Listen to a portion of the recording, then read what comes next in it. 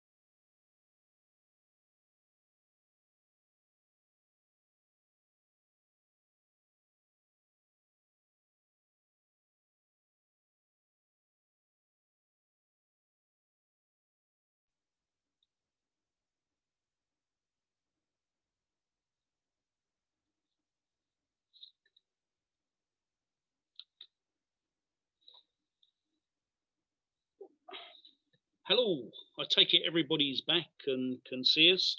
So I think what we're going to do now is to take you through the course, what we actually deliver and what you'll be studying here. So that's what I'm hoping for. So just to run you through our courses, there's 2/3 years. We're still aiming to get a third year in, which we're still working on. But basically, everybody, no matter what age, starts at our diploma level 1. So whether you're 16 or whether you're 35, looking at doing site carpentry or joinery, we all start at level 1. We start off with 6, or you start off with, let's have a look at the grades. We need 2 GCSEs, one in maths and one in English, both at what we call a level 3, preferably level 4. If you've got a nice level 4 maths and English, you're what we call an exempt student. It actually means you don't have to study maths and English whilst you're at college. You'll still do it as part of your college life, but you won't have to go to a designated session, where if you have a grade 3, you will do. So grade 3 is what you need. Grade 4, that's what we're after. So what are we going to teach you? Well, in the first year, we're going to teach you basic wood joints. We're going to teach you how to joint bits of wood together, how to use nails and how to use screws and glues. We're going to teach you basic hand tools, how to use them safely, what they use, how to sharpen them, how to look after them. We're going to teach you about portable power tools, so how you use them. So you'll be using skill saws, jigsaws, power planers, routers, all of the power tools as well. So that's all of the hand tools and all of the power tools and how we joint bits of wood together. So that's the practical side, but there's also the theory that goes with it. Alongside that, we've got to teach you how a house is built. So we're going to start from the ground floor and explain about footings right the way up to putting a coat of paint on at the other end. That unit's called building technology. We then teach you another unit called information and communication. That's how all the trades work together on a site and why we have to do things one way when you're a carpenter so it doesn't interfere with what the plasterer does next. So we have to all work together as a team. And then finally, in year 1, we have a big unit on health and safety, because obviously on site there's a massive, big, health and safety risk. So that's our 6 units that we cover in year 1. Basic hand tools, basic wood joints, power tools, information and communication, building technology, and health and safety. So alongside that is all of the other bits of the practical. So once we've taught you how to do all the wood joints, we're going to start to build little projects. So a little roof, a little table that you can take home and varnish it up so it sit alongside the settee to put a pint of beer on or a glass of wine on for your mum or dad. Small window frames, small door frames, everything at a small scale. So that is year 1 in a nutshell. Too much more. Mark might come in a little bit more behind me on that, because Mark primarily deals with year 1. And to me, if you look behind me, everything now goes from miniature or minor size in the first year up to full size. But how do you get there? Well, you have to pass year 1. So you've got to pass all of the practical units and you have to pass 6 exams. They're really, really difficult because there's 6 exams, 10 questions, 10 minutes, multi-choice or multi-guess, as a lot of people say.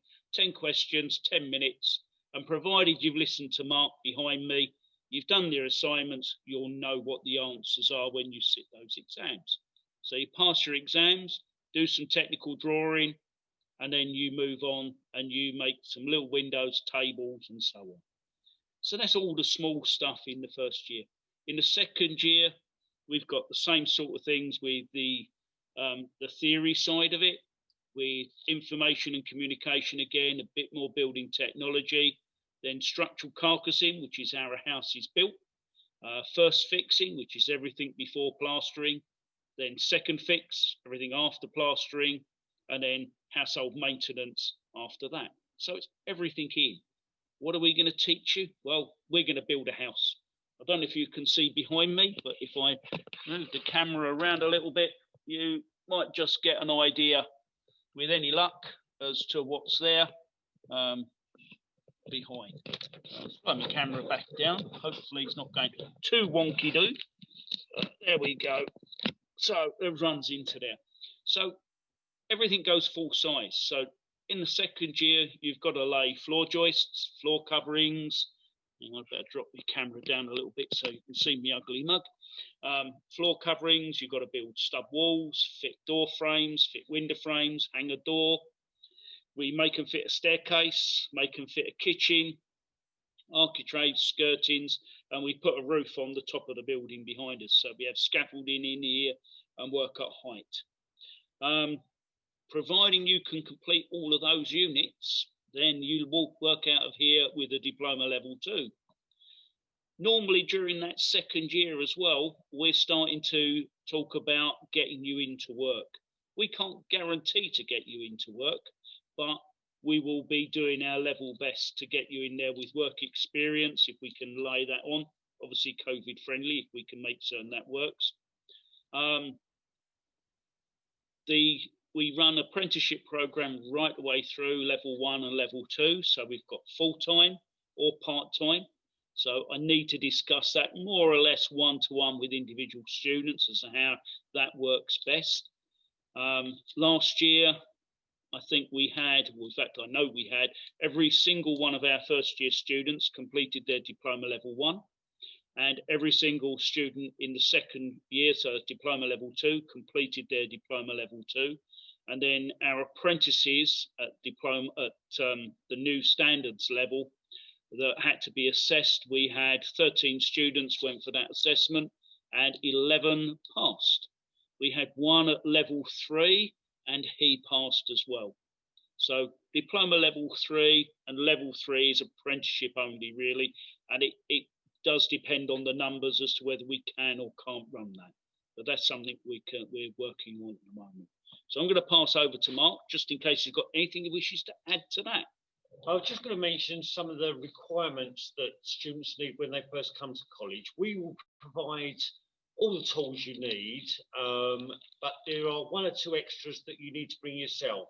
So you need to make sure you've got your pencil, ruler, compass, protractor, all the geometry equipment, because we do a lot of drawing, a lot of technical stuff. You'll need a combination square. You'll need ideally a copy of our course book, which tells you all the units, all the information from the various units. And if you've got that book, you should have no problem with the assignments. Andrew's just passing that to me now. There's the book there. Okay, and it's all set out in the units that we cover. All the information is there. And if you've got that book, you should have no problem with tackling the assignments. And year 2 has its own copy as well. And as Andy said, once we've done a unit, you will then do an online exam. It's about 10 questions. They give you about a minute per question, so it only takes 10 minutes. It's multiple choice. And providing you've read the book, providing you've done your assignments, providing you've paid attention in class, you should have no problem passing the exam, each exam, 6 of them. I think that's us done our bit. So I think it's going over to the Q&A bit and back to marketing. Hello, Okay, perfect, thank you. If you just bring up the Q&A box, guys, and work your way through that, it will be populating with many questions from our prospective students. Okay, well, we can see that. We've got first question here. What's the difference between carpentry and joinery and site carpentry? Okay, we can answer that one because Andy's done a lot of carpentry and I've done a lot of joinery. Joiners generally work in a workshop.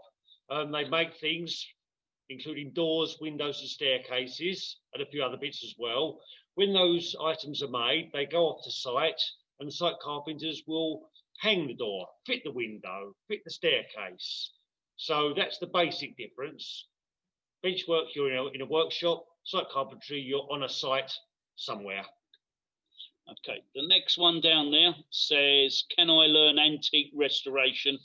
We don't really do antique restoration here at the college, although we will be doing household maintenance, which is part and parcel of what we do in year 2.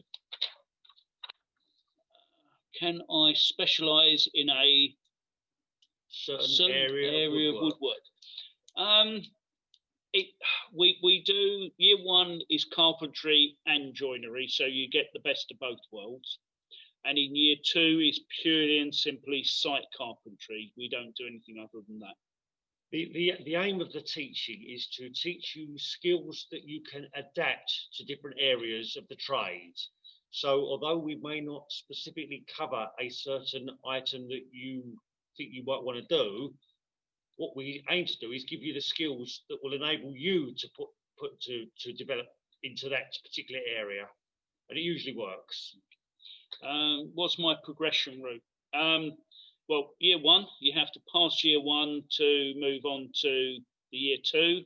Then you have to pass year 2 to be considered for year 3. So also that runs off sideways to that. If you've only just squeaked through year 1 carpentry, year 2 might be a little bit of a step too far. So we do have a couple of side offshoots which go to household maintenance, the multi-trade and other routes along that prospective area. So we're not going to throw people to the wolves if they don't quite make it. We're going to find them an alternative route. And something to add into there, when you start on carpentry, in the first 6 weeks, we're going to be talking to you to make certain you're on the right course. Because if you suddenly think, oh, do you know what, this is a lot harder than I thought, you can still swap. We can still change you around. So you might come back to us and say, do you know what, I really can't do this, it's too difficult. So we can then have a look at other courses around the college of what might suit you better, because you're the important student and it's, you know, you're the important one. We've got to make certain it's the course is right for you. Okay. Do you supply PPE is a question I can see coming up. We asked each student to provide their own boots. Other items of PPE, such as ear defenders and goggles, safety glasses, we do provide. And we even provide dust masks. But by the time we get to dust masks, it is, as the title says, a very personal item. So you may want to provide your own if you feel that way. No, mostly in the first year, most of the students borrowed at what the college has got. So we've got wipes that we clean down, the dust masks and stop the, sorry, not the dust masks, the ear defenders and other bits and pieces. In the second year, we'll supply with a high vis and a hard hat. And yes, we've got ear defenders and glasses in the workshop, but most of the second years have bought their own. They're actually sort of showing that, yeah, I want to do this as a full-time job. So they've got their own equipment.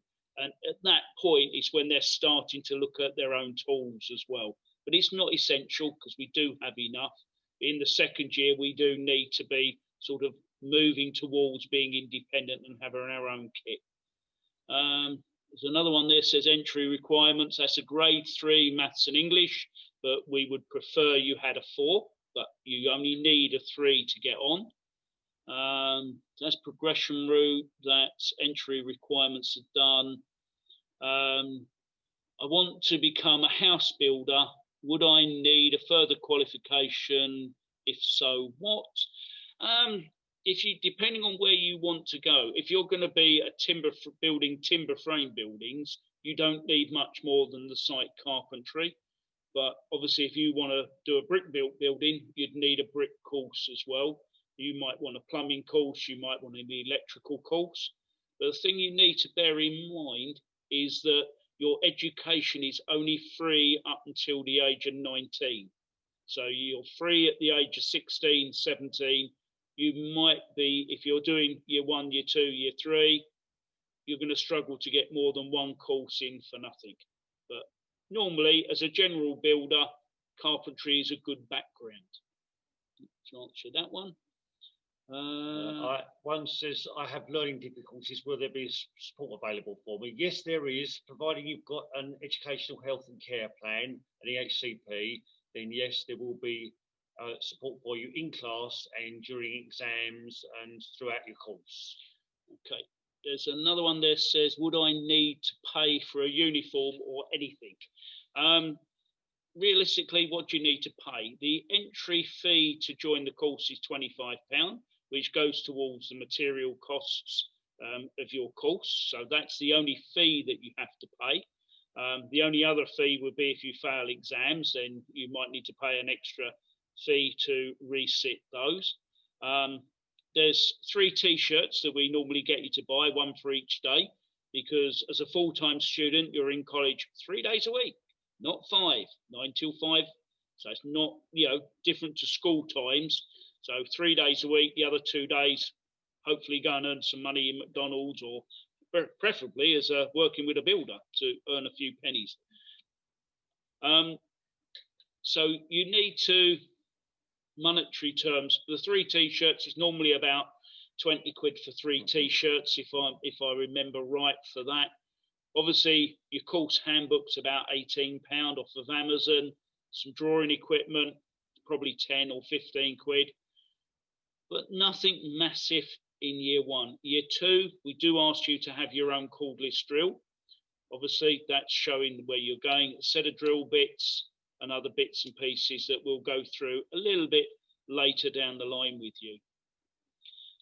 One there says, do you just learn how to build the structures, or can you learn tiling, painting and things? We do have a multi-trade course here at the college where you can do tiling and painting and other areas of the trade. But here in our department, we do purely woodwork, which is carpentry and joinery. Okay. Where is the course based? Gravesend. Right here in Gravesend. Right here in Gravesend. It's not in Dartford or anywhere else. It is here at Gravesend. Can I go on to level 3 straight from school? Unfortunately not. As Andy said earlier, you have to start on level 1. It's the only way that you will develop the skills needed to progress onto level 2 and eventually level 3. What on-site opportunities are there for students to work towards? Most of the opportunities, we don't have big sites that we can send you out to. We have a team at the college which is basically working towards getting you work experience, with the aim of getting second-year students with a builder doing a week or 2 weeks work experience. Quite often, though, we get employers come to us and they'll say, I need a student for work experience, or I'm looking for an apprentice. Last year, 80% of our students in the second year left here with a job. So they are out there working with employers at this moment. And that's an ongoing thing. So somewhere in around about 80% actually leave college with a builder. When I finish the course, will I be able to go straight into doing private jobs? The answer to that is yes, you will, providing you've got the confidence to deal directly with the end customer, and you can put a price to the work, and you can carry out the work to the specification they require. You'll have no problem at all in doing private jobs. We will actually talk about that towards the end of the second year as well, where we're starting to talk about tax and VAT and how you run your own business. So actually how to be self-employed, set yourself up and get out there and earn a living. Because at the end of the day, that's what we're looking for. That's the aim, is for everybody to have a job. Can I work for a company during the course? Yes, you can. Now, are we talking a carpentry company or a general company like Sainsbury's, where you might just want to earn money while you're studying here at the college? If you're working for a carpentry company and they can provide the range of evidence that is required for the course, then and you're directly employed, not self-employed, you could be an apprentice. Otherwise, you can work in whatever company you wish to during the days you don't attend college. Okay. Now we're starting to get quite a few looks under the apprenticeship option there. So if I just answer the top one and then I'll drop to the apprenticeship. How do you apply? Well, simply go online, download the application form. That application form will then come through to me, and then I'll call you up for a Zoom meeting, and we'll do the applications over the Zoom like we're doing now. When we talk about apprenticeships, we physically can't give you an apprenticeship. We do get employers come to us looking for apprentices, but I can't guarantee that will happen. We'll encourage you and explain to you how to go and find apprenticeships during year one. So far this year, I think we've had five have actually already transferred this year from the full-time program to the apprenticeship program.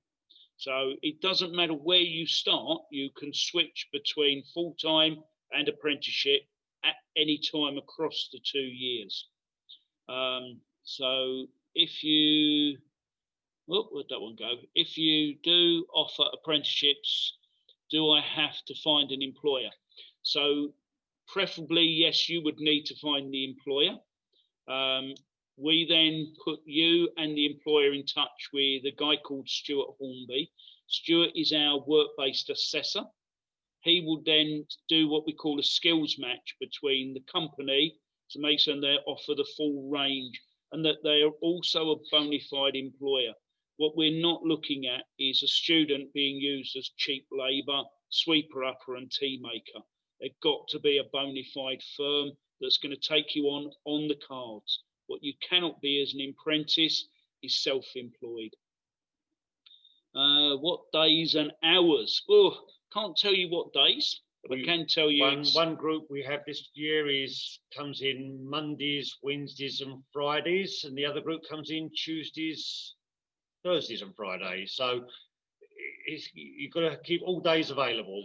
Yeah, what happens is it will depend on the grades you've got and also what you do on the taster day. Because we wasn't able to run our taster day last year because of COVID, but we will be aiming to run in June or July our taster day, where you come into college for a day. We do a little bit of theory with you. You build a bird box with us, and we're looking to see how you cut, how you use a drill, how you use chisels. So we get to know how you learn. It's important for us. Each student is very different. So we need to know what makes you tick. So that taster day lets us know how you learn. And from that, we can then stream you into the right group for you. We've normally got one group, which is 18 strong. The other group tends to only have about 8 or 9 in. Sometimes those students might just need that little bit of extra help and support. Do you cover customer service side of things to help talking to clients? We do, but it's not a massive amount of things that we do. But we are talking about that when we're talking about how we talk to clients. Should do with that one. Do we get Do we get work experience opportunities with real clients? If the college is able to set that up for you, yes, you do. But again, that is a separate part that's not actually involved with carpentry that sets up the work experience opportunities. So you'll be going out working for a builder, and then that builder would actually definitely be doing jobs for real clients. How do I enroll? What's the enrolment process for the course? Oh, it's quite a long-winded one. So first off, you've got to apply. You fill in the application form. We'll then send you a questionnaire to fill in, which you'll send back to us with your GCSE predicted grades. I will then call you up for a Zoom meeting or a phone meeting and go through the form, which is the enrolment form, not the enrolment form, the application form. You then come in and do the taster day.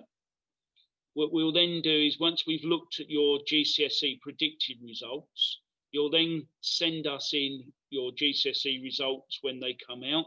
We'll be able to then put you into your groups. We'll then call you in for your enrolment. So you'll come into college, you'll pay your £25 enrolment fee, bring your proof of your exam results in. We will then give you your timetable, and then you'll come into college on the appropriate day, and then we will go through the college induction process, going through all the basics that you'll need for the course before we crack off the following week with exactly what we will need to do. Do you take adult learners is a question coming in. Yes, we Yes, do. we do. We've got a 36-year-old in our level 1 course right now. So yes, we definitely do take adult learners. The only thing you have to bear in mind is that once you're past the age of 19, education is no longer free. That's the only thing to remember. Okay. Oh, aluminum stories or alumini stories, or whatever they want to call them these days. Do we have any? Yeah, we've got one young lad called Tim. I can tell you about. Tim started at Ifield School, which was a special needs school, if anybody knows that one. He came and did a basic skills course the first year. So he did what was the equivalent to the multi-trade. Did that the year one, then decided that out of all the different trades he wanted to do was carpentry. So he came and did his diploma level 1 with us. He progressed through into diploma 2. He then found a company that was going to take him on halfway through that, switched across to the apprenticeship program, passed his apprenticeship program, and is now working out there fully in the trade. Got another 2 or 3 people that we know of that have now come back to us having set their own businesses up. So they've been out there for 4 or 5 years working in the trade, and they then come back and says, actual fact, now I need an apprentice. So they're actually coming back to us for their own apprentices to work. And we got a lad called Aaron, particularly, who's also taken another one on, and he's specialised in roofing now. So that deals with that one. How many people are there in a class? Oh, we normally start with about 18. We normally have 1 or 2 drop out, which then takes us into a class size of 16. That's our normal, but we are still running this year with 18 in one group, and I think near enough 18 in the other. So we haven't really lost any this year. We've had quite a few transfer from full-time to the apprenticeship program, but no real dropouts. How many taster days are there going to be? We generally plan for 2, but we will add a 3rd one should the demand be for it. And we space those out so that obviously you can attend which one suits you, because you may be going away on holiday and can't make one. What's the units covered in the course? I thought we covered that. We'll cover it again. So we have, first off, for the first year, basic wood joints, power tools, basic hand tools, information and communication, building technology, and health and safety in year 1.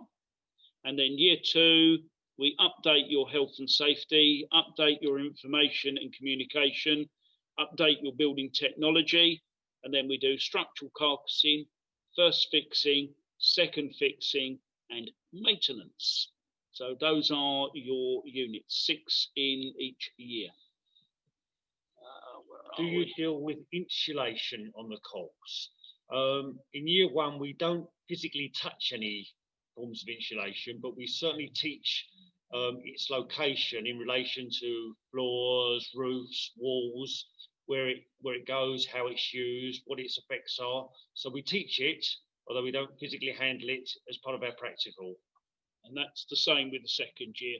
We don't actually physically fit it, but we do actually go through it.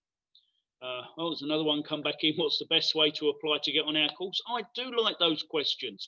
Yeah, really good, because that means people are actually going to apply. You need to go on to online and download the application form and send it in as quickly as possible. We do fill up very, very fast. How long do you spend on each unit within the course? Each unit is about 4 or 5 weeks. And then after that, we then drop back onto the exam based on the teaching that we've had during those 4 or 5 weeks. Yeah, in the second year, it varies. Some units may be 3 units long, 3 weeks long, and some of them are 6 or 7 weeks long. A lot of it depends on how you absorb the knowledge. So if everybody in the group's really up for it and they learn really, really quickly, then that unit will be a bit shorter. People taking a bit longer, then we'll extend it a little bit longer. It's about making certain that you've understood what we've gone into. Are there any group projects within the course? Well, there certainly are at the start of year two, Andy, isn't there? There's a little bit in year two, but the bulk of it, it's individual work. It's about yourselves. Bingo. No more questions. Perfect. You did it. You completed it. Amazing. Thank you, guys. It was absolutely brilliant insight there for the carpentry and joinery. I'm just going to play the carpentry and joinery video again for all the latecomers that came. So please enjoy.